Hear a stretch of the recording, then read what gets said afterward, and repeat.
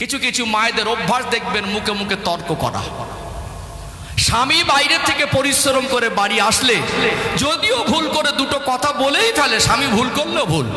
নবী বলেছেন স্ত্রীকে চাকরানি মনে করা যাবে না, বাড়ির দাসী কাজকর্মওয়ালি মনে করা যাবে না।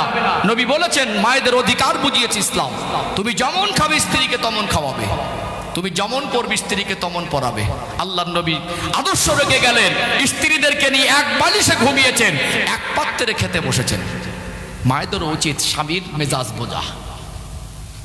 সংসারে কিছু হলে ধৈর্য কম, সারাদিনে সব সাজিয়ে রাখে, স্বামী বাড়ি আসলে মেজাজটা কি হালাতে আছে, কথাটা নেবার মতো মেজাজ আছে কিনা, একেবারে গরম করে মোটামুটি খতম করার মতো বারুদের মতো চালিয়ে যাচ্ছে। স্বামী নিতে পারছে কিনা বলার সময় আছে, বোঝানোর সময় আছে যে আমি কষ্টে আছে, এই হচ্ছে পারিবারিক ব্যাপার, তিনি দেখবেন। অথচ এই ধৈর্য কম বলে স্বামী বাড়ি আসলে রিয়াকশন কেউটে সবের থেকে বেশি। এসি লাগালে কি হবে, বাইরে থেকে ঘর বাড়ি চকচক করলে কি হবে, আমাদের ভিতরে ধৈর্য কম, সংসারে সব অশান্ত হয়ে আছে। কিসের কারণে? সবর করলেই তো মিটে যায়। কি করলে মিটে যায়? সবর করলেই তো মিটে যায়।